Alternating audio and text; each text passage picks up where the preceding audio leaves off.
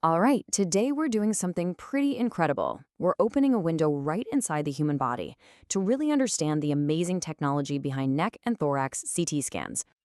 I mean, have you ever really thought about that? It kind of sounds like magic, right? How do doctors get this perfectly clear map of everything going on inside you to solve some really complex medical puzzle? Well, the answer is this incredible machine, the CT scanner. You could say this is the hero of our story today. It's like a detective that can see inside the body without ever making an incision.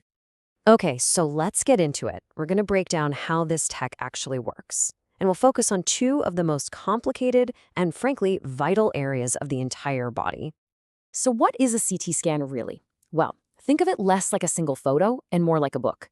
The scanner takes a whole series of super detailed X-ray slices, one after another, from all different angles.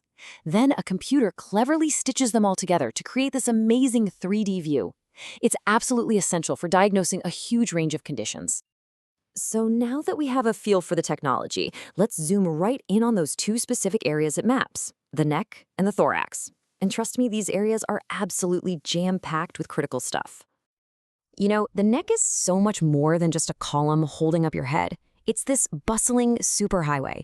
You've got major arteries, vital glands like your thyroid, and this whole complex web of nerves and muscles. A CT scan has to be able to see and tell apart every single one of those things. And then you've got the thorax. We can kind of break this down into two big zones.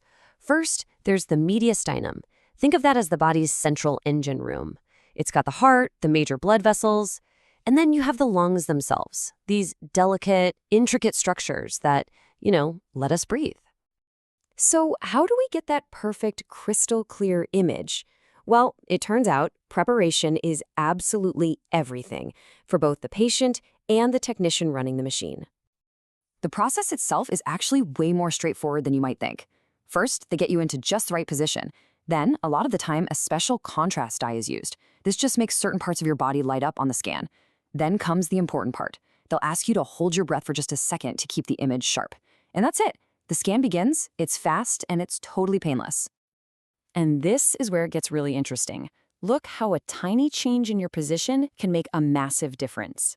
For a neck scan, your chin is tilted up to really stretch that area out.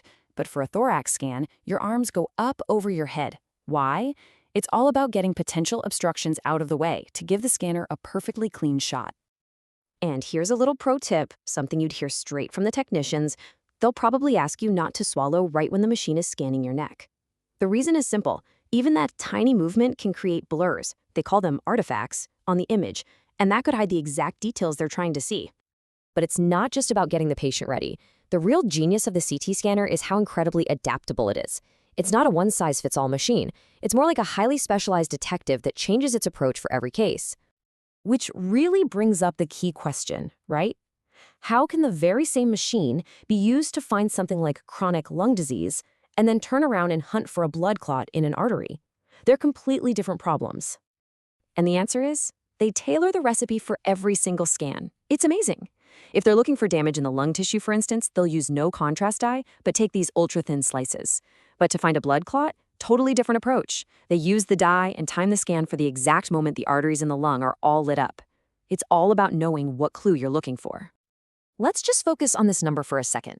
1 millimeter. For some conditions, the scanner is programmed to capture slices of your body that are just 1 millimeter thick. I mean, that is thinner than a credit card. It's that level of high-resolution detail that lets doctors see absolutely everything. So finally, let's bring this all home. We've got these incredible images. How do they get turned into a clear diagnosis and a real plan for treatment? You know, this quote really sums it all up perfectly. It's a versatile and essential tool. It's not just about taking pictures. It's critical for that first diagnosis all the way through to planning the exact steps for a surgery. In the end, the radiologist isn't just looking at one flat picture. They're sifting through dozens of these slices, about 25 on average for a deep dive, and they use software to build these amazing 3D models. This whole process turns a stack of flat images into a clear, actionable roadmap for the entire medical team. And that kind of leaves you with one last thought, doesn't it? This technology gives us a window inside ourselves that was just pure science fiction a few generations ago. So as that window gets clearer and faster and even more detailed, What new mysteries of the human body are we going to be able to solve next?